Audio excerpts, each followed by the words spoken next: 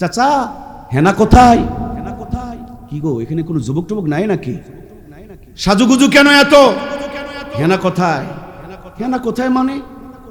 তুমি নিশা খাবা, তোমার পাশার থেকে প্যান্ট খুলে যাবে, তুমি লেখাপড়া করবে না, আর হেনার বাবা তোমার জন্য হেনাকে রেখে দিবে নাকি? হেনাকে যখন অন্য জায়গাতে বিয়ে দেয় তখন গান হয়, প্রেমের সমাধি ছেড়ে মনে শিকল ভেঙে পাখি যায় উড়ে যায়, সব বিরহের গান গাইতে গাইতে কবরের দিকে যায়, জাহান্নামের দিকে যায়, ঠিক কিনা? 11 বছরের একটা মেয়ে, সুবাহ সম্ভবত নাম, না কি যেন একটা নাম, কয়েকদিন থেকে খুঁজে পাওয়া যাচ্ছে না। আমাদের একটা নওগাঁর ছেলের প্রেমে পড়ে চলে আসছে, মা ক্যান্সারে আক্রান্ত, চিকিৎসা করতে নিয়ে গিয়েছে, 11 বছরের বাচ্চা। আগে আমরা খেলতাম ধুলাবালি নিয়ে, আর সেই 11 বছর মেয়ে টিকটক চলায়া প্রেমে পড়ে গিয়েছে।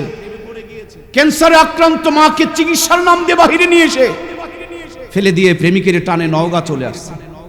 যখন সাক্ষাৎকার নিয়েছে তখন তোমাকে কি কেউ জোর খাটায় নিয়ে আসছে? বলেন না, ভাল লাগে না, ওরে নাকি ভাল লাগে না, 11 বছরেই নাকি তারে ভাল লাগে না। রাত 9টার দিকে ঢাকা 32 নাম্বার নামে কোন একটা জায়গা আছে, আমি এগুলো ভালো বুঝি না, সম্ভবত আজকে কথা ছিল যে আমাদের সাবেক প্রধানমন্ত্রী তিনি নাকি ভাষণ দেবেন, তার আগে যেন কেল্লা ফতা হয়ে যাচ্ছে, সেখানে নাকি আগুন জ্বলতেছে। সবকিছু মিলিয়ে 24-এর মহান স্বাধীনতা, এরশাদ চাচার স্বৈরাচারী, পাকিস্তানের হানাদারি, ব্রিটিশের 200 বছরের গোলামি, এরপর কয়েকদিন আগে আমেরিকার প্রেসিডেন্ট ট্রাম্পও আগে চলতো না, ভটভট করে শব্দ হইতো। আমেরিকার নির্বাচনে 2 জন দাঁড়াইছিল, একজন মহিলা আর একজন পাগল। যারা একটু শিক্ষিত মানুষ কথা বলুন, 2 জন দাঁড়ায় নাই, একটা মহিলা আর একটা হলো পাগল। আমেরিকার জনগণ বুঝাইছে মেয়েদের চাইতে পাগলই ভালো। কথা বলেন কেন ভাই? আল্লাহ আমাদেরকে নারী নেতৃত্বের অভিশাপ থেকে হেফাজত করুন, বলুন আমিন। আমার ভাইয়ের, আমি রাজনীতি কোনো প্রসঙ্গ নিয়ে আলোচনা করব না, কিন্তু আমার মূল সাবজেক্টটা হলো সর্বঙ্গে ব্যথা মলম দিব কোন জায়গায়? এই যে শান্তি শান্তি শান্তি করতে করতে পাগল হয়ে গেলাম, এতবার স্বাধীন, এতবার জীবন, এত রক্ত ঝরালাম, বিনিময় জাতি আমরা কি পেলাম? আজ থেকে 50 বছর আগে এত খুন, ধর্ষণ, জুলুম, অত্যাচার, নির্যাতন ছিল না। আমরা ডিজিটাল স্মার্ট আপডেট হয়ে কি এই খুন, ধর্ষণ, জুলুম, নির্যাতনের উন্নতি করলাম? আজ থেকে 50 বছর আগে আমার দেশ এত উন্নত ছিল না, কারেন্টের আলো জ্বলতো না, হাতে স্মার্ট মোবাইল ফোন ছিল না। কিন্তু আজ থেকে 50 বছর আগে রান্নাঘর থেকে যে খাবারের স্বাদ, খাবারের মজা, খাবারের সুগন্ধ বের হতো, এখন ডিজিটাল আর স্মার্ট মা বোনরা যে স্বাদ আর মজা, তৃপ্তি আমাদেরকে দিতে পারছে না। কথা বলুন ঠিক কিনা? মূল কথা হলো জাতি কোরআন সুন্নাহ থেকে যত দূরে সরেছে, এই জাতির 4 আঙ্গুল কপালে শান্তি জোটে নাই, বরঞ্চ অশান্তির আগুন দাও দাও করে জ্বলেই উঠেছে। কথা বলুন ঠিক কিনা? এই জন্য আমাদের যদি অনেকগুলো রোগ হয়, আপনাদের বাজারটা আমি ঘুরে ঘুরে দেখেছি, অনেকগুলো ঔষধের দোকান দেখেছি, তো ডাক্তারের কাছে গেলে দেখবেন ডাক্তার আপনাকে একটা ঔষধ ধরায়া দেয়, এই ঔষধটার নাম বলা হয় অ্যান্টিবায়োটিক। কথা কি বোঝা যাচ্ছে ভাই? ঔষধ একটা, কাজ হয় অনেকগুলো। নাম কি বললাম বলুন তো? অ্যান্টিবায়োটিক। আমি আপনাদের সামনে অল্প টাইম যেহেতু কথা বলার সুযোগ পাবো, এজন্য একটা একটা করে ঔষধ না বলে একটা অ্যান্টিবায়োটিকের মতন আলোচনা করলেই সুন্দর হয় না ভাই?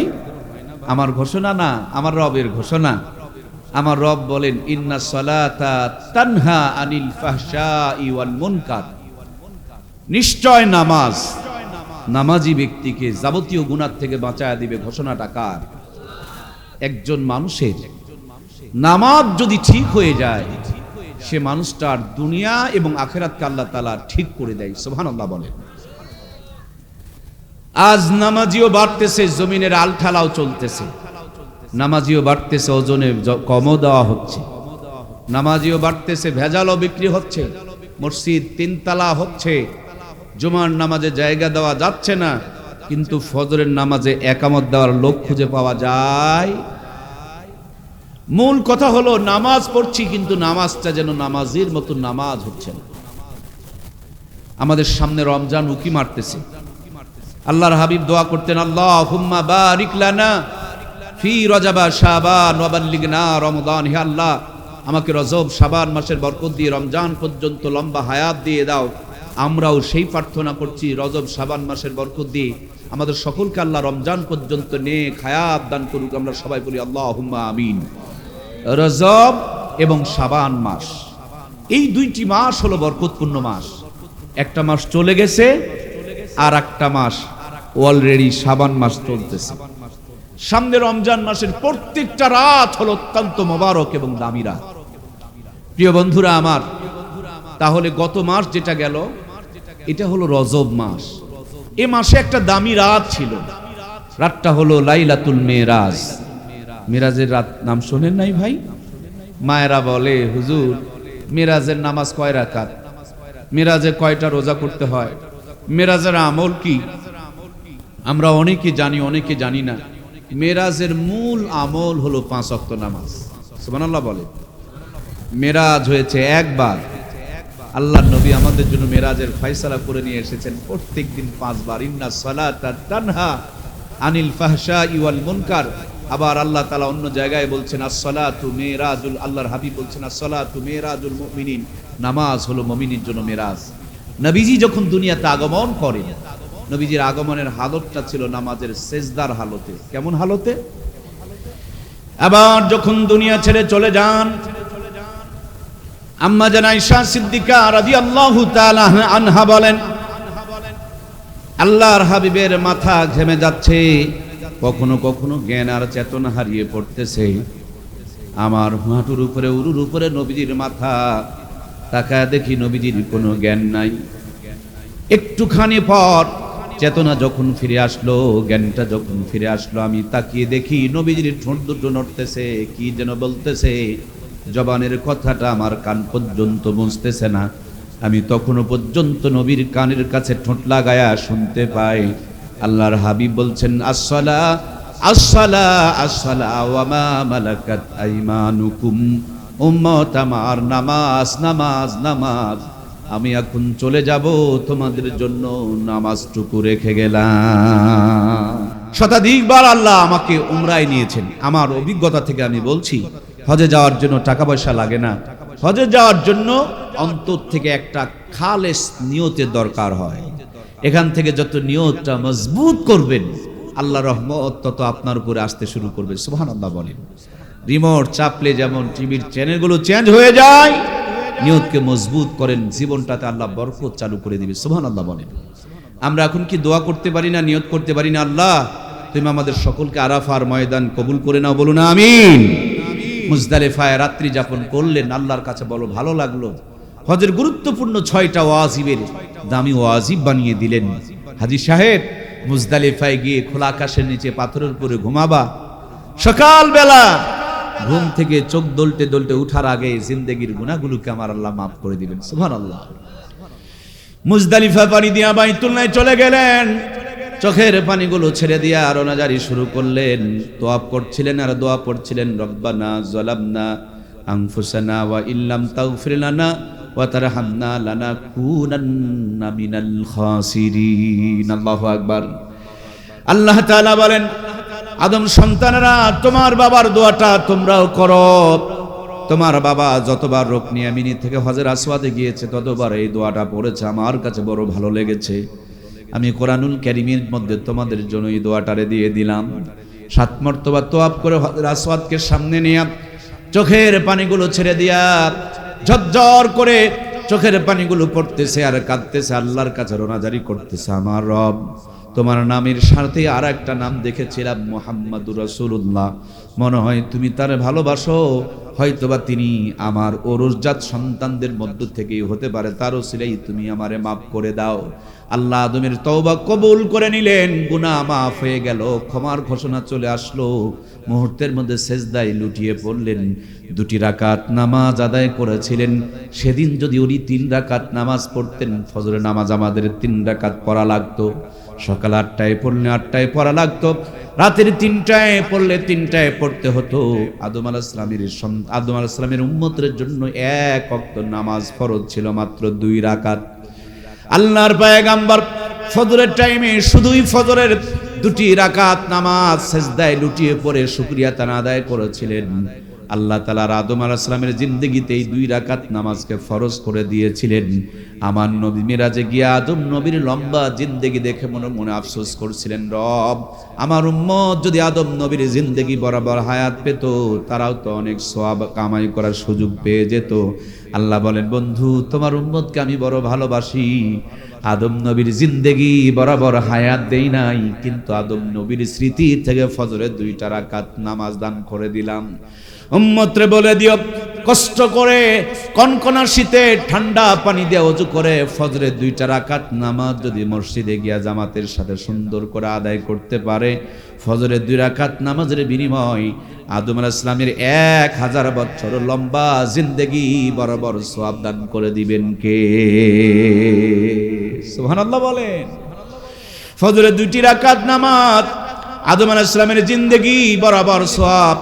এই জন্য মুয়াজ্জিম বলে, আসসালাতু খায়রুম মিনান নাওম, ঘুম হইতে নামাজ ভালো। কত ভালো, 2 রাকাত নামাজ পড়ো। আল্লাহ বলেন, আমি আদম আলাইহিস সালামের জিন্দেগি বরাবর সওয়াব দান করে দেব। জোরে বলুন না সুবহানাল্লাহ। নবী আমার মেরাজে গিয়া বিশাল বড় একটা মোরগ দেখে জিবরাইল আমিনকে বলেন, ভাই জিবরাইল, এত বড় মোরগ আল্লাহ তাআলা বানায় রাখছেন কেন? জিবরাইল আমিন বলে, নবী গো, এটা তো মোরগ নয়, জান্নাতের একটা ফেরেশতাকে আল্লাহ তাআলা মোরগের আকৃতি দিয়া রাখছেন। প্রতিদিন ফজরের টাইমে এই মোরগটা যখন আরশ আজিম থেকে বলেন সুবহুন কুদ্দুসুন রাব্বুনা ওয়া রাব্বুল মালাইকাতু ওয়ার রূহ, তো এই মোরগের কণ্ঠে কণ্ঠ মিলায়া ঘরার মুরগি, গাছের পাখি, তারাও বলেন সুবহুন কুদ্দুসুন রাব্বুনা ওয়া রাব্বুল মালাইকাতু ওয়ার রূহ। কিন্তু আমরা কপাল পাড়া মুসলমান, কুকুর ঘুমাই সন্ধ্যার সাথে সাথে, আর আমরা ফেসবুক, ইন্টারনেট, ইউটিউব চালায়া চালায়া আমরা ঘুমাই রাতের 3টায়, কুকুরের ঘুম ভাঙে সকাল 6টায়, আর আমাদের লাস্টিং পাওয়ার আরো 4-5 ঘন্টা বেশি, আমাদের ঘুম ভাঙে সকাল 9টায় আর 10টায়। কুকুরের ঘুম ভাঙার পর উপর দিকে মুখ করে মালিকের শুকরিয়া আদায় করে, ও আমার রব, আমি ঘুমের মধ্যে তো চলেই গিয়েছিলাম, তুমি আমারে ফিরাইয়া দিয়েছো। আমার আপনার জন্য উচিত ছিল ঘুমখানা যখন ভাঙবে, বান্দা চোখ দুটো ডলবে আর জবান দিয়া বলবে, আলহামদুলিল্লাহিল্লাযী আহইয়ানা বাদা মা আমাতানা ওয়া ইলাইহিন নুশুর। কিন্তু দুর্ভাগ্যরে মুসলমান, আমাদের মুখ থেকে দোয়া বের হয় না, আমাদের মুখ থেকে এখন আগরবাতির মতন বিড়ি সিগারেটের খালি ধোঁয়া বের হয়। কথা বলেন ঠিক কিনা? গরু ছাগল পায়খানা করার সময় খায় না, আর আমার দেশের স্মার্ট ডিজিটাল ভাইদের বাথরুমে গিয়া না টানলে পায়খানা ক্লিয়ার হয়। যারা যারা খায় তারা আর কয় না। গরু ছাগল পায়খানা করার সময় খায়, আর আমার ভাইদের না খাইলে বাথরুম ক্লিয়ার হয়। পায়খানায় বসে কষে মারে টান, টানের নামও রাখছে সুখ টান। উপরে সারে ফু আর নিচে পরে গু, আবার সার দোকানে গিয়া কয় নামাজ না পড়লে কি হলো, ইমান ভালো আছে। নামাজ না পড়ে নাকি তার ইমান ভালো আছে। নবীজি বলেন, যার নামাজ নাই তার ইমান নাই। আর এই বেকুবে বিড়ি টেনে টেনে কয় আর ওর নাকি ইমান ভালো আছে। নামাজ নিয়ে এরকম ফাজলামি কথা বললে ইমান চলে যাবে, ঠিক কিনা? আল্লাহ আমাদেরকে নামাজি হওয়ার তৌফিক দান করুন, বলুন আমিন। আমার দেশে কিছু ভণ্ড পীর আছে যারা বলে আল্লাহ এক, নবী এক, কোরআন এক। এক আল্লাহকে এতবার সেজদা করা লাগবে কেন? এক আল্লাহকে এক সেজদা দিয়েই জান্নাতে চলে যাব। আমার প্রিয় ভাইয়েরা, ওই ভণ্ডরা যখন কাপড়ের দোকানে কাপড় কিনতে যাবে, টাকাটা আগে নিবেন, 5 গজ কাপড়ের টাকা নিবেন আর আধা হাত কাপড় মেপে দিবেন। এটা তো কাপড়ই দিয়েছি। কাপড়ের দোকানে গিয়ে দেখবেন কাপড় মাপার জন্য একটা মিটার আছে, গজ আছে, আছে না নাই? গজ দিয়ে মেপে দেয়। কম দিলে চোর, আর বেশি দিলে ব্যবসা চলবে না, লাল বাতি জ্বলবে। জীবনের প্রত্যেকটা আমল কবুল হওয়ার জন্য মাপকাঠি হলো মুহাম্মদুর রাসূলুল্লাহ সাল্লাল্লাহু আলাইহি ওয়াসাল্লাম নবীজির মাপকাঠি অনুযায়ী কোন আমল আল্লাহর কাছে গ্র্যান্ট হবে না। সুবহানাল্লাহ বলেন। সুতরাং প্রিয় ভাইয়ের আমার, যে নবীর আগের আর পরের, সামনের পিছনের, প্রকাশ্য গোপনের সব গুনাহগুলোকে আমার আল্লাহ তাআলা মাফ করে দিয়েছিলেন। তারপর সেই নবী যে নামাজে যখন দাঁড়িয়ে যেতেন, মাঝে মাঝে পা ফুলে যেত, সেজদায় যখন যেতেন মনে মনে সন্দেহ জাগতো, নবীজি আছে না মরে গিয়েছে। পৃথিবীর যত শান্তি, যত মজা, যত সবচেয়ে শান্তি, মজা, স্বাদ আর তৃপ্তি হলো নামাজে। নামাজে যেই পরিমাণ শান্তি, মজা, তৃপ্তি আছে, পৃথিবীর কোথাও এই পরিমাণ শান্তি, মজা, তৃপ্তি নাই। সুবহানাল্লাহ বলেন। নামাজকে ধরুন, একদিন নামাজ আপনাকে ধরবে। যেদিন নামাজ আপনাকে ধরবে, সেদিন চার দোকানে দড়ি দেয়া কেউ বেঁধেও আপনাকে আসরের টাইমে আটকাইতে পারবে।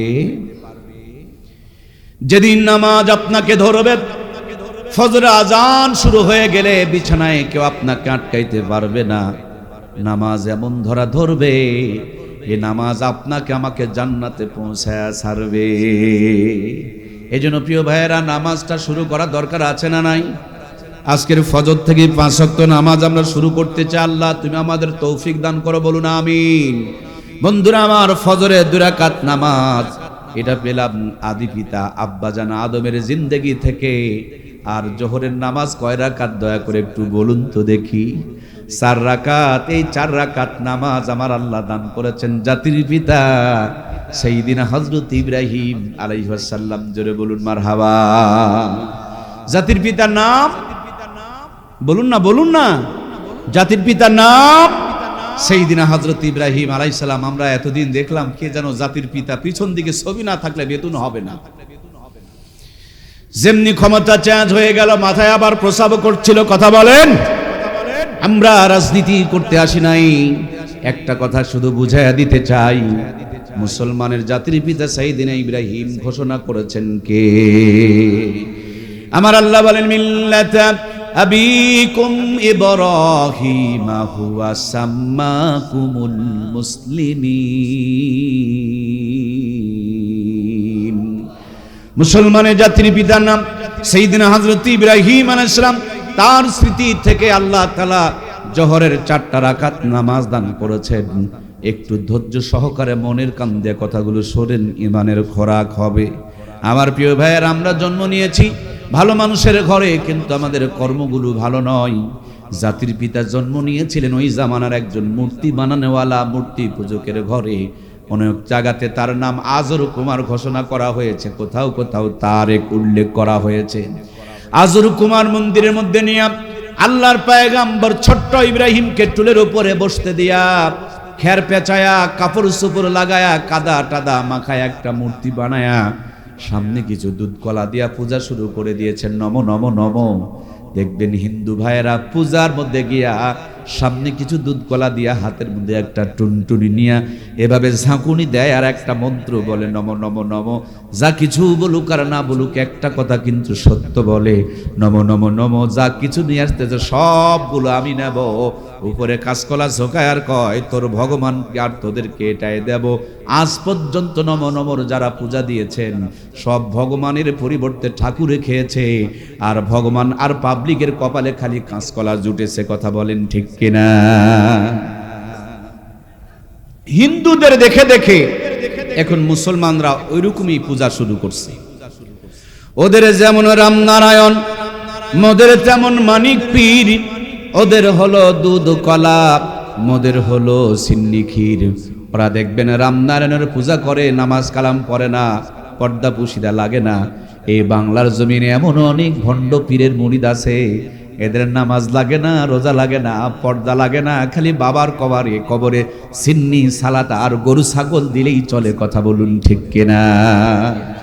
গরু ছাগল দিয়া যদি জান্নাতে যাওয়া যায়, তোমার বাবার কবরে বারবার গরু ছাগল নিয়ে গেলা, নবীর কবরে যে একবারও নিয়ে গেলা না, তাইলে বুঝাইলা তোমার পীরের চাইতে নবীর দাম কম। তোমার বাবার কবরে আগরবাতি জ্বালাইলা, নবীর কবরে কয় প্যাকেট জ্বালাইছো? কষ্ট হচ্ছে কি? সুতরাং সবকিছুর মাপকাঠি হলো মুহাম্মদুর রাসূলুল্লাহ।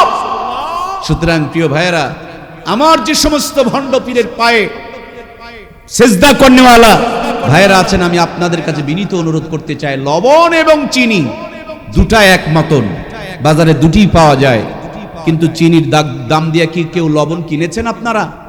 চিনির দাম দিয়ে লবণ কিনা যায় না। পীর তো পীরই, একদল হক্কানি পীর যারা মানুষকে নামাজ শিখায়, আর ভণ্ড পীর তারা নামাজিগুলোকে গাঁজাখোর বানায়। কথা বলুন ঠিক কিনা?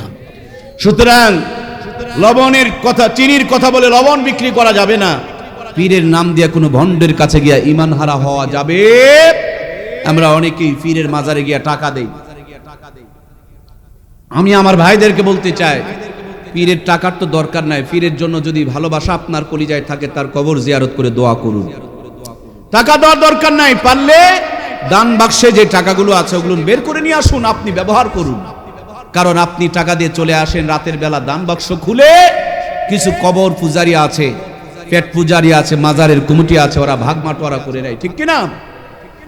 সুতরাং প্রাণপ্রিয় ভাইয়েরা আমার, আল্লাহর পয়গম্বর সাইয়েদিনা হযরত ইব্রাহিম আলাইহিস সালাম বাবার গলাটা জড়িয়ে ধরে ডাকতে বলে, আব্বাজান, এই যে খেরের বন্দা দিয়া মূর্তি একখান বানায়লা, দুধ কলার সামনে দিয়া নম নমর পূজা শুরু করেছো, এই খেরের বন্দা মূর্তিটাকে হয় কি হয়? বাবাই বলে এটা ভগবান। হযরত ইব্রাহিম বলেন ভগবান মানে কি? বাবাই বলে ভগবান মানে প্রভু। বলে প্রভু আবার সেটা কি? বলে প্রভু মানে খোদা। বলে খোদা আবার এটা কি? বলে খোদা মানে রব। রব মানে কি? বলে রব মানে দেবতা। দেবতা সেটা আবার কি? বলে দেবতা মানে সৃষ্টিকর্তা, স্রষ্টা। ছোট্ট ইব্রাহিম কেবল বুঝেছেন সৃষ্টিকর্তা স্রষ্টা মানে যিনি সৃষ্টি করেছেন। আল্লাহর পয়গম্বর বলেন, আব্বা এটা আবার কেমন কথা? আমি নিজের চোখে দেখলাম তুমি ওইটাকে কেবল বানাইলা, তুমি তার স্রষ্টা, সে তোমার আমার স্রষ্টা হতে পারে? বাবার মুখে কোনো উত্তর নাই। জোরে একটা ঝাড়ি মেরেছে। ছোট্ট ইব্রাহিম কান্না করতে করতে বাড়িতে চলে গিয়েছেন। মা সন্তানের কান্নার আওয়াজ শুনে ঘর থেকে বের হয়ে ছোট্ট ইব্রাহিমকে কোলে তুলে নিয়ে ঠোঁটে গালে চুমু দিয়া চোখের পানিগুলো মুছে দিয়া বলে, ইব্রাহিম কান্না করো কেন বাবা? ইব্রাহিম আলাইহিস সালাম বলেন, মা আব্বা একটা খেরের বন্দা বানায়া দুধ কলা দিয়া সেইটাকে বলেছিলেন তিনি নাকি আমার স্রষ্টা। তুমি আমার মা, দয়া করে আমাকে বলো না আমার রব, আমার প্রভু, আমার স্রষ্টা কে? কে আমাকে এত সুন্দর করে সৃষ্টি করেছে? সুবহানাল্লাহ বলে। আহা, আমরা অনেকেই মনে করি আমি গরিব, আমার মতন পৃথিবীতে নালায়েক আর কেউ নাই। গত রমজানে আমার আম্মা মারা গেছে 21 তারিখে। কয়েকদিন থেকে হাসপাতালে যাওয়া আসা করছিলাম, দেখছিলাম কত কোটিপতি মানুষ বিছানায় পড়ে আছে। কার ঘুরিয়ে দিলে ঘুরতে পারে, নাকে অক্সিজেনের পাইপ লাগায়া দিলে নিতে পারে, সরে গেলে আর নিঃশ্বাস টানতে পারে না।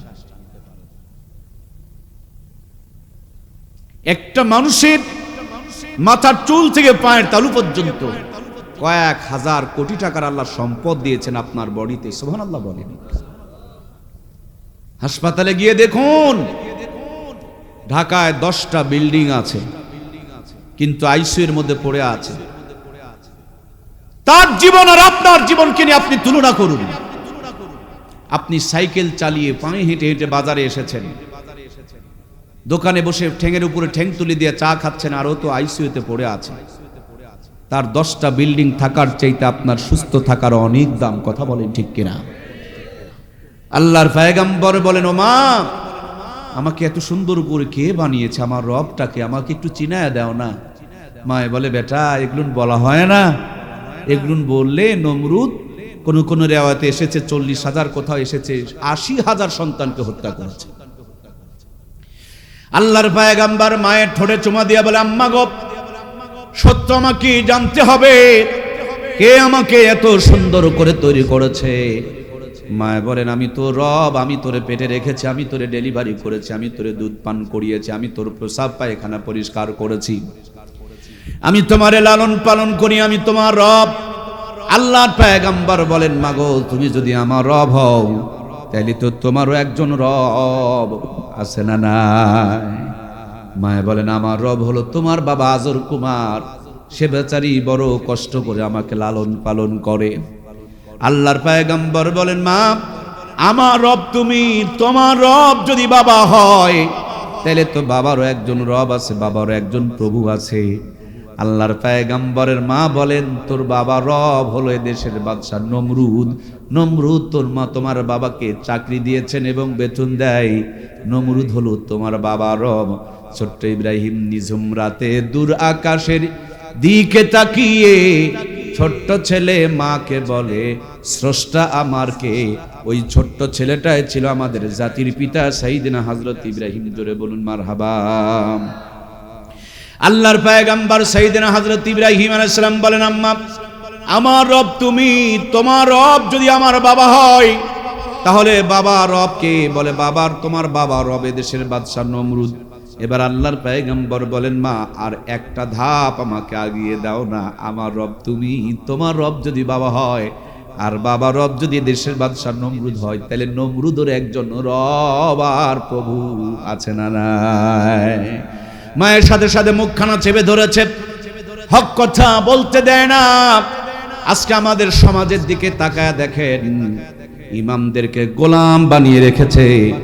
ইমামদের হক কথা বলা যায় না, এখনো পর্যন্ত এই গোলামি চলে। কথা বলুন ঠিক কিনা? শুনে রাখেন, গোলামের পিছনে নামাজ হয় না। মসজিদ কমিটির সেরা জায়গাতে ইমামকে রাখবেন, হুকুম করবেন না। উনি যে কমান্ড করবেন সেটা শুনবেন, তাহলে নামাজ হবে। ইমামকে গোলাম বানিয়ে রাখলে সব বিফলে চলে যাবে। আল্লাহ জাতিকে বোঝার তৌফিক দান করুক, বলুন আমিন। সম্মানিত প্রিয় ভাইয়েরা আমার, মার ছেলের কথা চলছে, বেড়ার পার্শ্ব থেকে বাবা সব কথাগুলো শুনে সোজা নমরুদের বাড়িতে গিয়া ঠকঠকানি শুরু করছে দরজায়। নমরুদ কয় কে? আজর বলেন আমি আজর। আজর নমরুদ বলে লিমা জি তাহা হুনা ফিসবা ইয়া আজর, এত সকালে চিল্লাচিল্লি করস কেন রে আজর? আজর কয় ও বস তুমি তো নাক ডেকে ঘুমাও, তোমার দুশমন আমার ঘরে। নাউজুবিল্লাহ বলেন। তোমার দুশমন আমার ঘরে। এই বাংলার জমিনে তাকিয়ে দেখবেন প্রিয় ভাইয়েরা, ইমামের পেছনে নামাজ পড়ে, আবার সুযোগ পেলে হুজুরের বিরুদ্ধে মামলাও করে। যারা যারা কথা বললেন না তাদের ইমানে ভাইরাস আছে, কথা বলেন ঠিক কিনা? ইমাম তার বাবার সাথে মায়ের বিয়ে পড়িয়েছে, জন্মের পর আজান বাম কানে, ডান কানে আজান, বাম কানে একামত দিয়েছে। এক্ষুনি যদি মরে যায়, হুজুর ছাড়া নাপাকটারে পাক বানানোর কোনো লোক। মরার পরে কবরে যখন নামায় তখন মিথ্যা ওকালতি করে, এটা আওয়ামী লীগ করতো, বিএনপি করতো, কিন্তু চালান করতে হয় বিসমিল্লাহি ওয়া আলা মিল্লাতি রাসূলুল্লাহ। কথা বলেন না কেন? ইসলামের পক্ষে সাপোর্ট না দিয়া কেউ ধানের শীষে, কেউ নৌকায় মারে, আছে না নাই? আবার এগুলো কথা বললে আবার জলাপুরাও শুরু হয়, আছে না নাই? আমি বুঝি না এটা কেমন মুসলমান। কোরআনের পক্ষে থাকার পর কেমনে কোরআনের পক্ষ বাদ দিয়া অন্য জায়গায় সিল মেরে নিজেকে মুসলমান দাবি করে। ওয়ামাই ইয়াবতাগি গায়রাল ইসলামি দীনান ফালা ইউকবালা। আল্লাহ বলেন ইসলাম ছাড়া অন্য কিছু গ্রহণ করা হবে না, কখনো না। আমি ইসলাম বাদ দিয়ে অন্য জায়গায় সাপোর্ট করলে কোন অধিকার বলে আমি নিজেকে মুসলমান দাবি করি? আপনারা বলবেন হুজুর রাজনীতি শুরু করলেন। রাজনীতি মানে রাজার নীতি। রাজার রাজা, তার রাজার সবচেয়ে বড় রাজা মহারাজা কে? আমি তার নীতি করব না তো তোমার নীতি করব নাকি? ওয়া ইদ ক্বালা রাব্বুকা লিল মালাইকাতি ইন্নী জাইলুন ফিল আরদি খলিফা। আল্লাহ আমাকে চাকর বানায় নাই, গোলাম বানায় নাই। আল্লাহ শুরুতেই বলছে আমি আমার লিডার বানাতে চাই, প্রতিনিধি বানাতে চাই। সুতরাং সময় এসেছে বাংলার জমিনে ইসলামী নেতৃত্ব তৈরি করার জন্য। কথা বলুন ঠিক কিনা? শুনে রাখেন, জাতি 24 রক্ত দিয়ে, জীবন দিয়ে মনে করেছেন সুখে আছেন। আমি আতঙ্কে আছি, আমি টেনশনে আছি, আমি দুশ্চিন্তায় আছি। কয়দিন টিকবে? কয় ঘন্টা থাকবে? কয়দিন এই স্বাধীনতা থাকবে? কারণ এর আগের কোনো স্বাধীনতা টিকে নাই, সামনের গুলো টিকার সম্ভাবনা নাই। যদি বিশ্বাস না হয় নিয়ে আসেন, বুকের তাজা রক্ত দিয়ে লিখে দিয়ে যাব এই স্বাধীনতা বেশি দিন টিকবে না, থাকবে না। কারণ আমরা বিগত দিনগুলোতে দেখেছি, এক চোর চলে যায়, বড় চোর ক্ষমতায় বসে যেই পরিমাণ অন্ধকারে ছিলাম তার চাইতে বড় অন্ধকারে ডুবাইয়া দেয়। আগামী দিন এদেশকে যদি বাঁচাতে হয়, রাষ্ট্রপতির চেয়ার থেকে মেম্বারের চেয়ার পর্যন্ত প্রত্যেকটা চেয়ার কোরআন সুন্নাহর আদর্শের আলোকিত মানুষকে দিয়ে যদি বসাইতে না পারি, আবার আমরা অতল তলে অন্ধকারে ডুবে যাব। কথা বলেন ঠিক কিনা? কেউ কষ্ট নিলেন? যদি কষ্ট নেয় বুঝবেন আপনার ওই জায়গাতে ইমানের রোগ আছে। আমি আগামী দিনে নেতৃত্ব দিতে আসি নাই, কিন্তু কিয়ামত আছে ভাই, মরতে হবে, আমাকেও হিসাব দেওয়া লাগবে। আমি তারে নারে গল্প করে চলে যেতে পারতাম, কিন্তু এই জবান হক কথা বলার জন্য, তারে নারে গল্প করার জন্য নয়। আল্লাহ তুমি আগামী দিনে আমাদেরকে কোরআনের পক্ষের সৈনিক হিসাবে কবুল করো, বলুন আমিন। জোরে বলেন না আমিন। মাহফিলটা আল্লাহ তাআলা কবুল করে নিয়েছে। দ্বিতীয় সিগন্যাল হলো, শয়তান দেখতে পায় আল্লাহর কিছু অবলা জানোয়ার, যেমন গরু দেখবেন মাটিতে অনেক সময় ঢিসাঢিসি করে। ফজরের আজান যখন হয়, কুকুর আওয়াজ দিয়ে চিল্লাচিল্লি করতে করতে চলে যায়। হাদিসে তো এসেছে, আজানের আওয়াজ শুনলে শয়তান পিছন রাস্তা দিয়ে বাতাস ছাড়তে ছাড়তে পালায়া যায়। আমরা দেখতে না পেলেও শয়তান মাথার মধ্যে ঢেলগুলো তুলতেছে আর মারতেছে আর বলতেছে এত রাত হয়ে গেল। শেষর এক মোল্লার সামনে এই শ্রোতাগুলো বসে পড়ছে। এরা মোনাজাতের আগে যখন তওবা করবে, এদের জিন্দেগির সব গুনাহগুলোকে আল্লাহ তাআলা মাফ করে দিবে। সুবহানাল্লাহ। শয়তান আফসোস করছে, এতদিন এদেরকে গুনাহ করাইলাম, এখন যদি তওবা করে দেয় আল্লাহ সব গুনাহগুলো মাফ করে দিবে। আল্লাহ আমাদেরকে মাফ করে দিয়ে যেন এখান থেকে তোলেন, আমরা বলি আমিন। কষ্ট হচ্ছে না তো প্রিয় ভাইয়েরা? আলহামদুলিল্লাহ।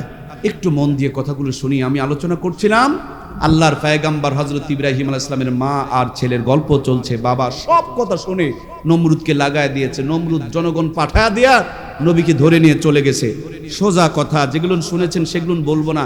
এখানে গোপন কিছু তথ্য আছে যেটা আপনার আমার জন্য দরকারি, সেগুলো আপনাদের সামনে তুলে ধরবো।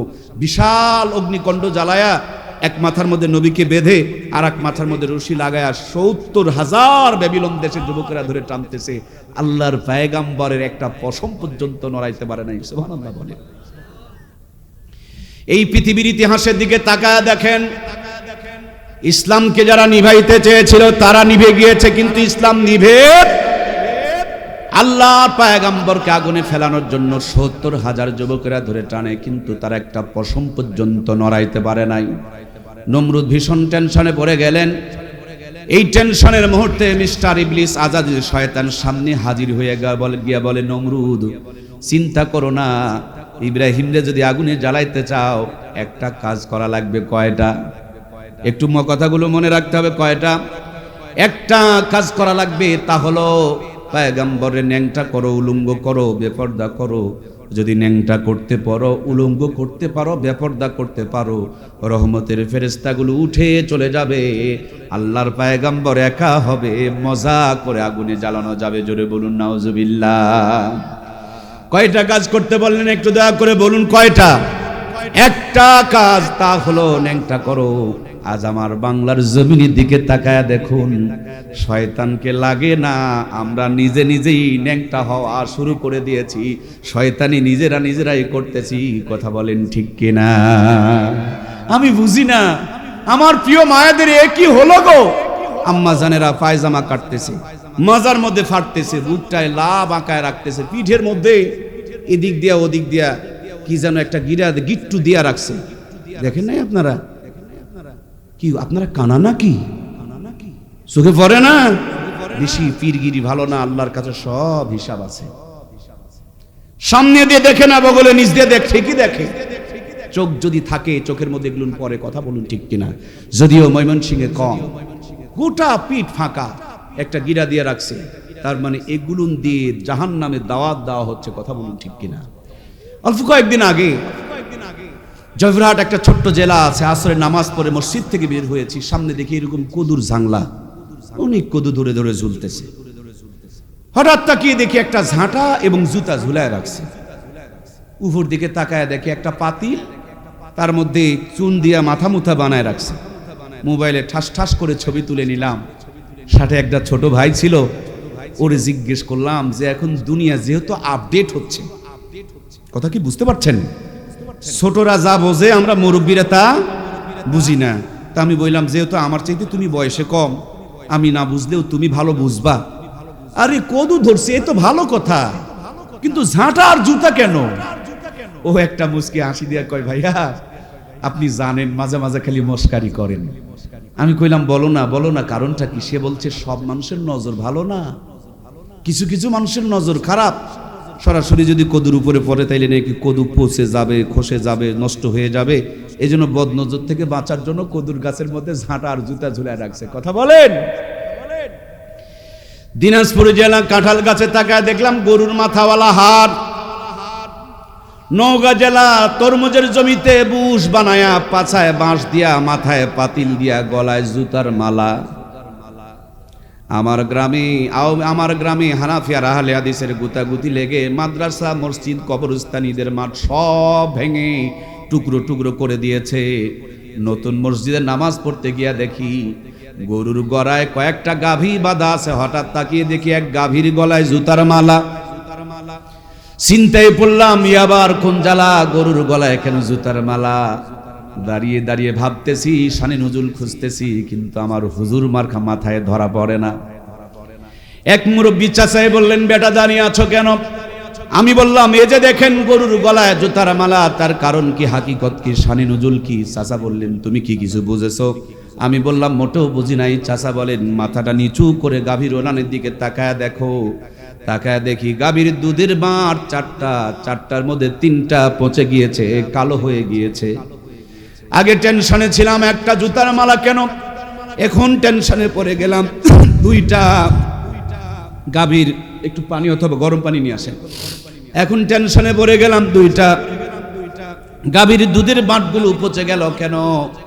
চাচার কাছে মুখের দিকে তাকায় থাকলাম। চাচা বললেন, তুমি কি কিছু বুঝলা? আমি বললাম, না, মোটেও বুঝি নাই। চাচা আমাকে বললেন, আশরাফুল মাখলুকাত, সৃষ্টির শ্রেষ্ঠ জীব, এই মানুষ হইয়া গরুটাকে বান মেরেছে, মুখ দোষ করেছে, বদনজর লাগাইছে, তার জন্য গাভীর 3টা দুধের বাঁট পরেরটুকু আপনাদের পচে। কথা কি বোঝা যাচ্ছে? কথা বোঝা যায় না ভাই? 3টা দুধের বাঁট পচে গেছে।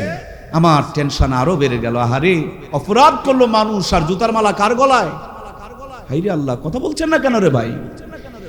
এই বাংলার জমিনে 100 মেয়েকে ধর্ষণ করে সেঞ্চুরি অর্জন করে মিষ্টি খেয়েছিল যারা, একদিনও তারা জেলের মধ্যে ঢোকে নাই। গোটা পৃথিবীতে কোরআনের দাওয়াত যারা দিয়েছিল, তারা ধর্ষণ মামলার আসামি হয়ে জেলের মধ্যে ঢুকে ঢুকে মরেছিল। কথা বলুন ঠিক কিনা? আমি বললাম, চাচা এ আবার অনিয়ম। এই ঠান্ডা পানি তো চলবে না, একটু গরম পানি লাগবে। এ আবার অনিয়ম কোথা থেকে শুরু হলো? যিনি অপরাধ করেছেন, বান মেরেছেন, মুখ দোষ করেছেন, জুতার মালা তারই পরানো দরকার ছিল, গরুকে পরালেন কেন? চাচা বললেন, বেটা, এটা অপরাধ নয়, বিচার নয়। আগে আকাম কুকাম যা হইছে হইছে, নতুন করে যেন আর না করতে পারে। এখন যদি বান মারতে চায়, গলায় যদি জুতা থাকে, তাইলে বান মারলেও আর বান খাটবে। স্মার্ট এবং পাংখু পায়জামা মেয়েগুলো আবার তাদের প্রেমে পড়ে। আজকে বাংলাদেশের আপডেট যেটা নিউজ, সেটি হলো 11 বছরের একটা মেয়ে, সুবাহ সম্ভবত নাম, না কি যেন একটা নাম, কয়েকদিন থেকে খুঁজে পাওয়া যাচ্ছে না। আমাদের একটা নওগাঁর ছেলের প্রেমে পড়ে চলে আসছে। মা ক্যান্সারে আক্রান্ত, চিকিৎসা করতে নিয়ে গিয়েছে। 11 বছরের বাচ্চা। আগে আমরা খেলতাম ধুলাবালি নিয়ে, আর সেই 11 বছর মেয়ে টিকটক চলায়া প্রেমে পড়ে গিয়েছে। ক্যান্সারে আক্রান্ত মাকে চিকিৎসার নাম দিয়ে বাহিরে নিয়ে এসে ফেলে দিয়ে প্রেমিকের টানে নওগাঁ চলে আসছে। যখন সাক্ষাৎকার নিয়েছে, তখন তোমাকে কি কেউ জোর খাটায় নিয়ে আসছে? বলেন না, ভাল লাগে না, ওরে নাকি ভাল লাগে না। 11 বছরেই নাকি তারে ভাল লাগে না। 11 বছরে প্রেমের টানে নওগাঁ চলে আসছে। ক্যান্সার আক্রান্ত মাকে রেখে নওগাঁয় চলে আসছে। ও জাতি, ফেসবুক, ইউটিউব, টিকটক আপনার আমার ছেলেকে ছোটতেই এমন ক্যান্সারে আক্রান্ত করেছে, মায়ের ক্যান্সারের চাইতে 11 বছরের সুবার ক্যান্সারই হলো জাতির জন্য মারাত্মক। কথা বলেন ঠিক কিনা? ওর মার ক্যান্সারের চাইতে এর ক্যান্সার বড় মারাত্মক। নীরব ঘাতক হয়ে আপনার আমার ইমান আমন সব চুরি করে নিয়ে যাচ্ছে, ঠিক কিনা? আহারে, কয়েকদিন থেকে একটা নেটে ভাইরাল আওয়াজ হচ্ছে, চাচা হেনা কোথায়? কি গো, এখানে কোনো যুবক টুবক নাই নাকি? সাজুগুজু কেন এত? হেনা কোথায়? হেনা কোথায় মানে? তুমি নিশা খাবা, তোমার পাশার থেকে প্যান্ট খুলে যাবে, তুমি লেখাপড়া করবে না, আর হেনার বাবা তোমার জন্য হেনাকে রেখে দিবে নাকি? হেনাকে যখন অন্য জায়গাতে বিয়ে দেয়, তখন গান হয়, প্রেমের সমাধি ছেড়ে মনে শিকল ভেঙে পাখি যায় উড়ে যায়, সব বিরহের গান গাইতে গাইতে কবরের দিকে যায়, জাহান্নামের দিকে যায়, ঠিক কিনা? এজন্য যুব সমাজ শুনুন, আপনাদের খেদমতে যে আলোচনা করছিলাম, আল্লাহর পয়গম্বর ইব্রাহিমকে আগুনে ফেলার জন্য শয়তান পরামর্শ দিচ্ছিল, ন্যাংটা করো, মনে কি আছে? আহারে জাতি, কোন কথা বলবো আর কোন কথা শুরু করব? এখন জাতির যুবকদের জন্য এমন একটা পায়জামা বের হইছে, এমন একটা প্যান্ট তৈরি হইছে, যেই প্যান্টের পুঁট নাই, পাছার থেকে অর্ধেক খুলে থাকে, কাজ করে আর পায়জামা ধরে খালি টানে। আমি বলি দুইটা করে কাজের লোক রাখো, দুই দিকে টেনে থাকবে। আরে পুঁটওয়ালা পায়জামা কিনো, টানতে হবে না। অল্প কয়েকদিন আগে গোপালগঞ্জ মাহফিলে গিয়েছিলাম, অনেক দূরের পথ, ট্রেনে চড়ে গিয়েছিলাম। বাজার থেকে নামে গাড়ি থেকে যখন ব্যাগটা নিতেছিলাম, পাশে আর একজন ভদ্রলোক, তিনিও বাংকার থেকে ব্যাগ নিচ্ছিলেন। একটু জোরে চাপ পড়েছে, পাছার থেকে প্যান রাস্তার মধ্যে খুলে গেছে। হাইরে বেলজ্জালা জাতি রে! অনেক যুবকেরা কাজ করে দেখবেন, বসে কাজ করে, পাছার অর্ধেকটা বের হয়ে আছে। কি পরিমাণ নির্লজ্জতা! এদেরকে যদি মসজিদে দাওয়াত দিয়ে নিয়ে যান, সামনের কাতারের মুসল্লিদের কিছু রক্ষা পাওয়া যাবে, পিছনের কাতারের নামাজ থাকবে। এই কথা কয় না গো। এ যদি রুকুতে যায়, সেজদাতে যায়, অর্ধেক তো খোলা আছে রে ভাই। যা মাত্র একবারে জান্নাত জাহান্নাম ওপেন হয়ে যাবে। আজ জাতির উপরে যে আযাব, গজব, অভিশাপ, তার এক নম্বর কারণ হলো জাতি এখন নিজে নিজে ন্যাংটা হতে শুরু করেছে, ঠিক কিনা? আমার মমতাময়ী মায়েরা, আজ থেকে মাত্র 30 বছর আগে যেদিন আমার নানি আর দাদিরা ফুলহাতা জামা পরতো, পেট ঢাকা পোশাক পরতো, বুক ঢাকা কাপড় পরতো, নানি দাদিদের কোনো চেয়ার দখলে ছিল না, কোরআন সুন্নাহ দখলে ছিল। মূর্খ নানি দাদিকে নানু আর দাদুরা বিয়ে করেছে। তখনকার জামানার নগদ 500 টাকা ফোন দিয়ে বিয়ে করেছে। যেই জামানার 500 টাকা দিয়া ফুলবাড়িয়া শহরের মিডিল প্লেসে 5 বিঘা জমি কিনে পাওয়া গেছে।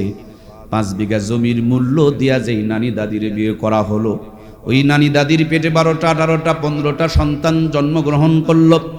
একটা নানি দাদিকেও কষায়খানা নিয়ে পেট চিরে বাচ্চা বের করা দরকার পড়ল না। প্রত্যেকটা সন্তানকে বুকের দুধ খাওয়া লালন পালন করেছে। কোটার দুধ তো ছিলই না, গাভীর দুধে দরকার পড়তো না, বাচ্চা দুধ খেয়ে শেষ করতে পারতো না। কথা বলুন ঠিক কিনা? এখন স্মার্ট আর ডিজিটাল জামানা, সব চেয়ার খালাম্মা, ফুবি আম্মা, চাচি আম্মারা দখল করে নিয়েছিল। আমাদের কপালে ভালো দামি কোনো চেয়ার খুঁজে পাওয়া যাইতো। নিয়ম করেছিল 18 বছর আগে বিয়ে দেওয়া যাবে না। 11 বছরে চলে যাই, ভাল লাগে না। কিন্তু 18 বছর আগে বিয়ে দেওয়া কি গো ভাই? আমি কি গোরস্থানের কথা কইতাছি নাকি? একটু হা না ধরুন, নইলে কিন্তু একেবারে ওয়াজ শেষ করে দেব। আমি কানা মানুষ, বোবা মানুষ, ঠসা মানুষের সামনে তো কথা বলে কি লাভ? 11 বছরে আগে কইতো না, এখন কি কয়? ভাল লাগে না। হাই বেলজ্জা জাতি, হাই বেলজ্জা জাতি। 11 বছরে কয় ভাল লাগে না। এ মেয়েটাকে জেল জুলিব না, কোথাও দেওয়া হবে না। কিন্তু এরা যদি প্রেম না করে বিয়ে করতো তো এতদিন জেলের মধ্যে ঢুকায় ফেলতো। কথা বলেন ঠিক কিনা? হালালের দরজায় লাগাইছে তালা, আর হারামের রাস্তাকে রেখে দিয়েছে খোলা। এরা চাইতেছে দেশটা হারামজাদাদের ভরে যাক। কথা বলুন ঠিক কিনা? নবীজি বলেছেন, বিয়ে শাদীকে সহজ করে দাও, জেনা ব্যভিচার কমে যাবে। 10 লাখ টাকার নিচে বিয়ে হয় না, আর 500 টাকা দিয়ে আকাম কুকাম করার সুযোগ করে দেওয়া হয়, ঠিক কিনা? সম্মানিত প্রাণের ভাইয়ারা আমার, আল্লাহর প্রিয় পয়গম্বরকে আগুনে ফেলার জন্য শয়তান পরামর্শ দিল, ন্যাংটা করো। আজ জাতি নিজে নিজে ন্যাংটা হতে শুরু করে দিয়েছে। আমার মমতাময়ী মায়েরা, 18 বছর আগে বিয়ে দেওয়া যাবে না, বিয়ের পর পর বাচ্চাও নেওয়া হবে না। 25-30 বছরে বাচ্চা নিতে চায়। আগের থেকে ময়মনসিংহের একটা বড় গাইনি ডাক্তারের সাথে যোগাযোগ শুরু করে দেয়। পেটে বাচ্চা আসার পর ইসিজি, এক্সরে, আলট্রাসাউন্ড শুরু হয়ে গেল। কায়দায় না বেকায়দায়, শুকনাতে না নরমালে ভিটামিন আছে না নাই, ক্যালসিয়াম আছে না নাই, মিনারেল আছে না নাই, আয়রন আছে না নাই, জিঙ্ক আছে না নাই, হাজার তরিকার পদ্ধতি চালাই, কিন্তু নামাজ পড়ে না। কোরআন তেলাওয়াত করে না, পেটের ভুঁড়িটা ঢেকে রাখতে জানে না, বুকের মধ্যে অন্না খুঁজে পাওয়া যায় না, মাথার মধ্যে ঘোমটা তাদের থাকে না। এর জন্য 70 থেকে 80% মা বোনকে এখন কষায়খানা নিয়ে পেট চিরে চিরে বাচ্চা বের করতে হয়। কথা বলুন ঠিক কিনা?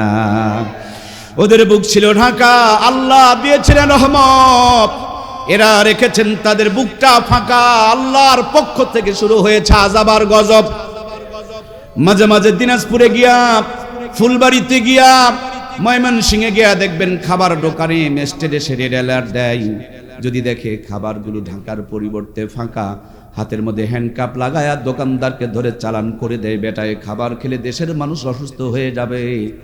এখন বড় মানুষের খাবার যত্ন করে ঢাকা, ছোট বাবুদের জন্য, বেবিদের জন্য, সোনামানিদের জন্য, আমাদের বাচ্চাদের জন্য দয়ার আল্লাহ দয়া করে মা বোনের বুকে যে রিজার্ভ খাবার রেখে দিলেন, বড়দের খাবারগুলো ঢাকা আর ছোট্ট বাচ্চাদের খাবারগুলোকে আমার আম্মারা রেখে দিয়েছেন বুকের মধ্যে ফাঁকা।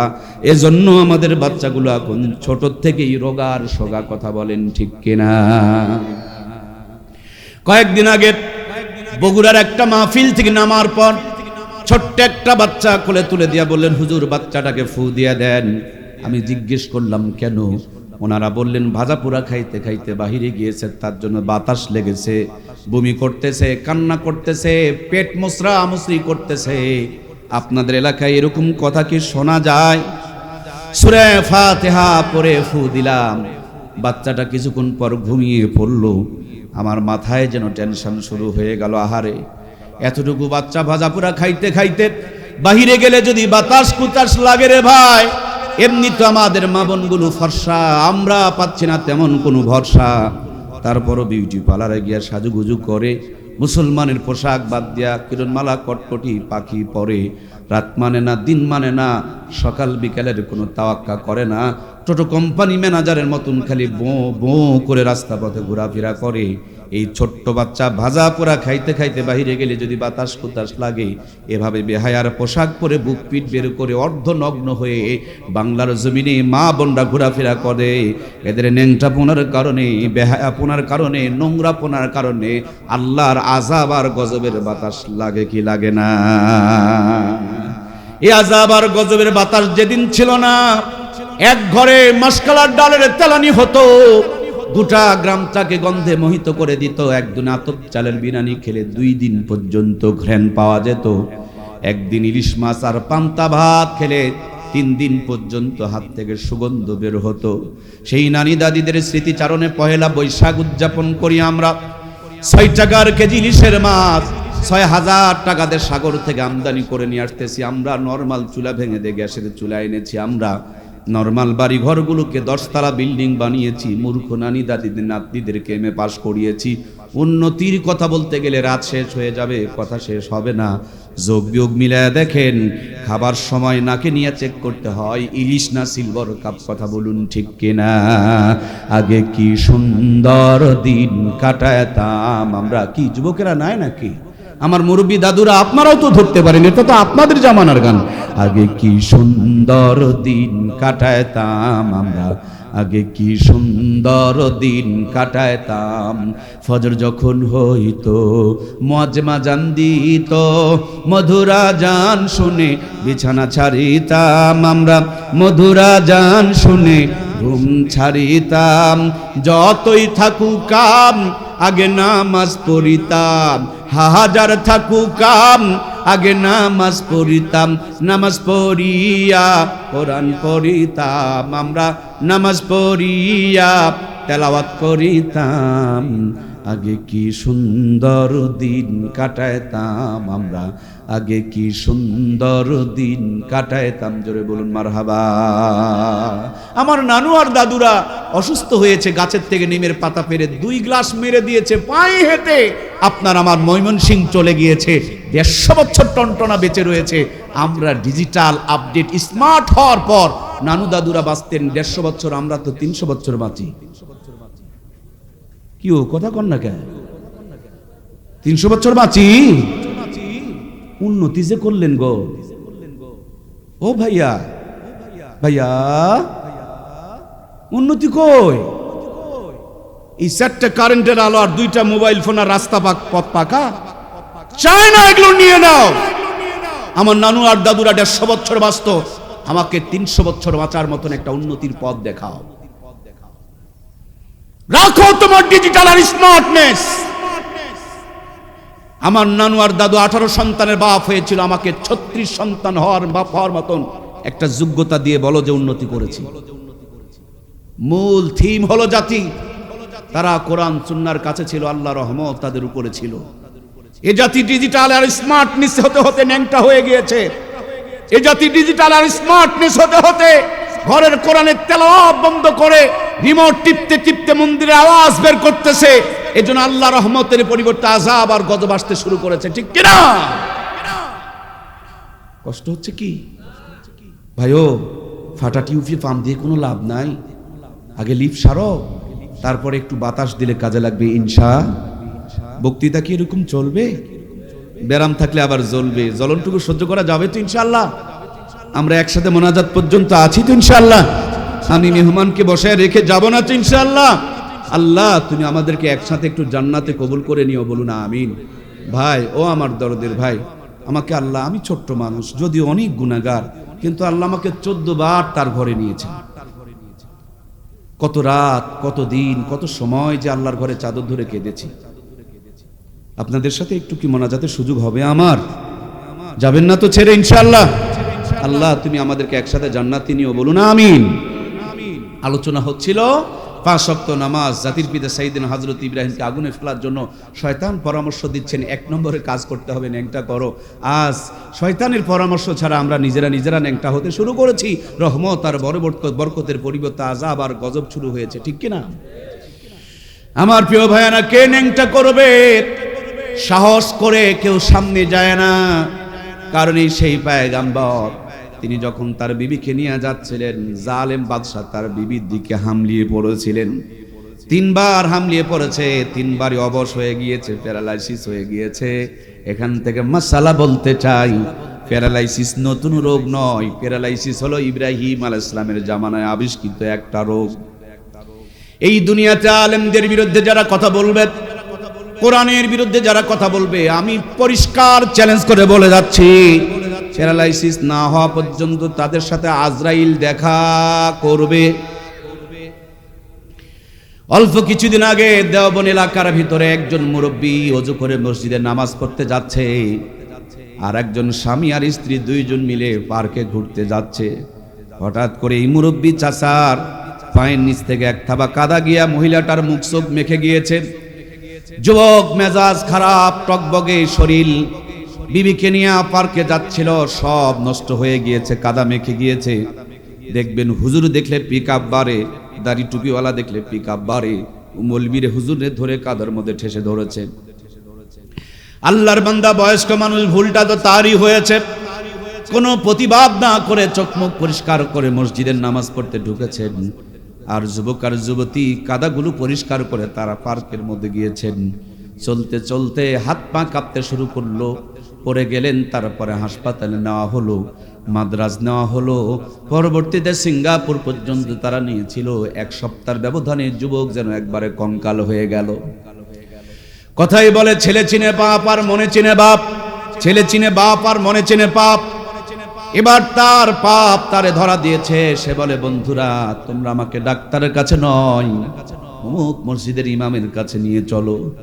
কাটলিতে করে ইমামের কাছে নিয়ে আসা হলো। চোখের পানিগুলো ছেড়ে দিয়ে আল্লাহর ওলির কাছে ডাকতে বলে, হুজুর আপনি আমারে চিনেছেন? বলে, না বাবা আমি তো তোমারে চিনি নাই। বলে, আমি সেই হতভাগা, 1 সপ্তাহ আগে এই মসজিদের ড্রেনের মধ্যে আপনারে ঠেসে ধরেছিলাম, কাদায় ঠেসে ধরেছিলাম। হুজুর চমকে উঠলেন, বেটা কি সুন্দর সুঠাম দেহের অধিকারী তুমি যুবক ছিলে, হঠাৎ করে 1 সপ্তাহে কেন এমন হয়ে গেলে? যুবক বলেন, হযরত আমি আপনারে কাদায় ঠেসে ধরেছিলাম, তার জন্য মনে হয় এমনটা হয়ে গিয়েছি। আল্লাহর ওলি বলেন, বেটারে আমার পায়ের নিচ থেকে কাদাগুলো ছিটে গিয়া কি তোমার গায়ে পড়েছিল? যুবক বলে, না একটা ফোঁটাও আমার গায়ে পড়ে নাই। আমার বিবির গায়ে, আমার বেগমের গায়ে, আমার ভালোবাসার মানুষের মুখ চোখটা মেখে গিয়েছিল। আল্লাহর ওলি বলেন, বেটা ভরলো তার গায়ে, রাগ কেন তোমার গায়ে ধরলো? যুবক বলেন, আমার গায়ে যদি ভরতো তাও তো মেনে নেওয়া যেত, ভালোবাসার মানুষের গায়ের কাদা সেটা তো মেনে নেওয়া যায় না। এই জন্য নিজেকে কন্ট্রোল করতে না পেরে আপনার সাথে অন্যায় করেছি, আপনি আমারে মাফ করে দেন।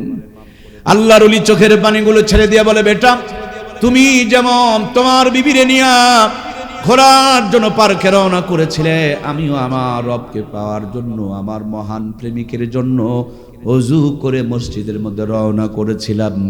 বার্ধক্যের কারণে স্লিপ করে আমার পায়ের নিচের কাদাগুলো তোমার বেগমের মুখ চোখ ভরে গিয়েছে। তুমি যেমন রাগ হয়েছো আমাকে কাদায় ঠেসে ধরার কারণে, আমি বরদোয়া করি নাই, আমার মহান প্রেমিক আল্লাহ তোমার প্রতি নারাজ হয়ে গেছে। উপস্থিত সকলে চিৎকার করে কেঁদে উঠলেন। আল্লাহর ওলি যুবককে বুকে নিয়ে চোখের পানি ছেড়ে দিয়ে বলে, বেটা ওযু করে নাও, তওবা করো, মসজিদে গিয়া সিজদায় লুটিয়ে পড়ো, আমিও দোয়া করি, তুমিও দোয়া করো, এলাকার সবাই দোয়া করি আল্লাহ যেন তোমারে মাফ করে দেয়। আমার ভাইরা দোয়া করেছে, কবুল হয়েছে। 1 সপ্তাহ 10 দিনের ব্যবধানে ডাক্তার ঔষধ ছাড়া পুনরায় সুস্থ হয়ে গিয়েছে। এই বাংলার জমিনও দেখেছে আজকে সরমনার নায়েবে আমিরকে একজন বেয়াদব নির্বাচনের আগে মারছিল, আজকে তার গণধোলাই হয়েছিল। আমার ভাইয়েরা ভালো একটা কিছু হতে যাচ্ছিল, আল্লাহর ওলি তাকে ক্ষমা করে দিয়েছে। তার আত্মীয় স্বজনরা এত খুশি হয়েছে, ঈদের আনন্দেও তাদেরকে এত খুশি করতে পারে না। সুতরাং ইসলাম প্রতিশোধ নেওয়া শেখে নাই, ইসলাম যে ক্ষমা করবে আল্লাহ তারে ক্ষমা করে দিবে। এজন্য প্রিয় ভাইয়েরা আমার, আলেমদের বিরুদ্ধে যাব না, কোরআনের বিরুদ্ধে বলবো না। হুজুর দেখলেই অ্যালার্জি আর চুলকানি বাড়ায়া তাদেরকে সিমটি কেটে অসম্মান অপমান করব না। আল্লাহ নবী বলেছেন এরা হলো নায়েবে নবী। বিশ্বাস যদি না করেন একটা আলেম বানায়া দেখেন, যেই পরিবারে আলেম থাকে ওই পরিবারের মানুষ কোনোদিন আলেম বিদ্বেষী হয় না।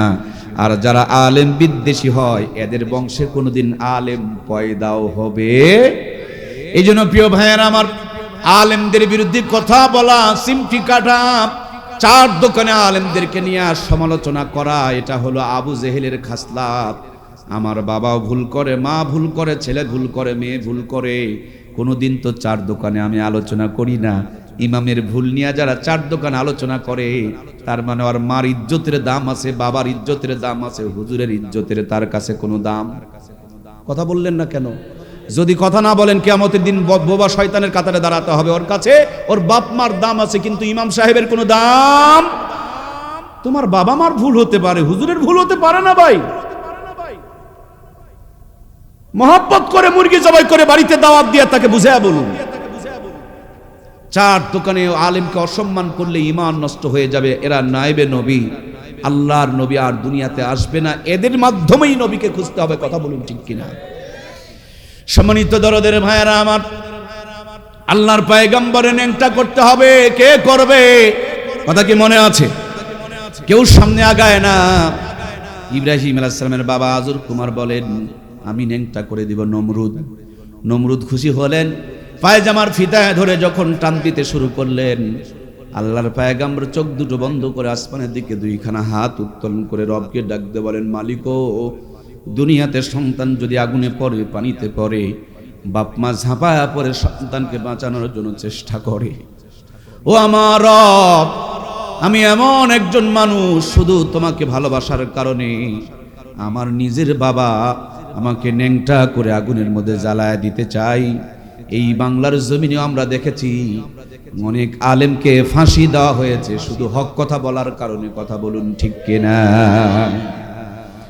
সম্মানিত প্রাণপ্রিয় ভাইয়েরা আমার, আল্লাহর পয়গম্বর আল্লাহকে ডাকতে বলে, মালিক আমার ইজ্জতের জিম্মাদারি তোমার হাতে দেয়া দিলাম, এত মাখলুকাতের সামনে তুমি তোমার বন্ধুরে ন্যাংটা করিও না। আমার আল্লাহ তাআলা বলে, জিবরিল রে, জান্নাতের ভিতর থেকে জান্নাতি একটা জুব্বা লইয়া আমার বন্ধু, আমার দোস্ত, আমার খলিল রে পরায়া দাও। কারণ জুব্বা এমন একটা পোশাক, পাঞ্জাবি পায়জামা খুলে নিলেও ন্যাংটা বানানো যায় না। এজন্য দেখবেন এই দুনিয়াতে যারা নাফরমান, এরা দাড়িওয়ালা, টুপিওয়ালা, জুব্বাওয়ালাদেরকে দেখতে পারে, কারণ এটা জান্নাতি পোশাক, জাহান্নামীদের সহ্য হয়। জোরে গেলে কয় দাঁত পেয়েছে, ধীরে হাঁটলে কয় বেশি খেয়েছে।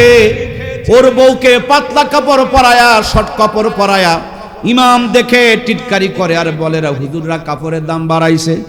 আছে না নাই? তার মানে এদের তকদিরে জান্নাত নাই, জান্নাতি পোশাক দেখে তাদের চুলকানি বেড়ে যায়। কথা বলেন ঠিক কিনা? সম্মানিত প্রিয় ভাইয়েরা আমার, ন্যাংটা যখন করতে পারলো না, শয়তান দ্বিতীয় পরামর্শ দিল, চতুর্দিকে 40,000 নারী পুরুষকে জেনা করতে লাগায়া দাও। আমি যদি জেনা নিয়ে আলোচনা করি সময়গুলো ফুরিয়ে যাবে, আমি গন্তব্যে পৌঁছতে পারবো না। জেনা ব্যভিচার শুরু হয়ে গেল। ব্যভিচারিণীদের পরিচয় স্বরূপ নাকে কপালের মধ্যে একটা করে লাল টিপ লাগায়া দেওয়া হলো। আজকে আমাদের মুসলমানের অনেক মেয়েরা না বুঝে কপালের মধ্যে টিপ দেয়। এটা মুসলমানের পরিচয় নয়, এটা মুসলমানের বিপক্ষে, আল্লাহর পায়গাম্বরের বিপক্ষে। ইজ্জত যারা দিয়েছেন, যারা পতিতা, যারা নষ্টা, তাদের পরিচয়। আল্লাহ আমার মা বোনগুলোকে বুঝার পর শয়তানের ধোঁকার থেকে বাঁচায়া দেখ, বলুন আমিন। প্রিয় ভাইয়েরা আমার, আগুনের মধ্যে তিনি পড়তেছেন। জিবরিল আমিন চরকিটা আটকা দিয়ে বলেন, অভিজ্ঞ শুধু অনুমতি দেন, টোটাল অগ্নিকুণ্ডকে পৃথিবীর মানচিত্র থেকে চিরতরে মুছায়া দিব। আল্লাহর পয়গম্বর বলেন, যার জন্য আগুনে জ্বলি সে আল্লাহর ডাইরেক্ট সাহায্য চায়, কোনো মাধ্যম আর মিডিয়া দিয়ে সাহায্যের দরকার নাই। আল্লাহর কুদরতি করে যায় দো শেষে গেল। আমার আল্লাহ ঘোষণা করে দিলেন, কুলনা ইয়া নারু কুনি বারদাউ ওয়া সালামান আলা ইব্রাহিম। আকে লুৎফে খেসেরা ইজহার করদ বাখলিলাস নারেরা গুলজারে করদ সুয়ে উখস মিকেতে রান্দা খতা পাশায়ে কার উসকি ফায়েত সাখতা। জোরে বলুন মারহাবা।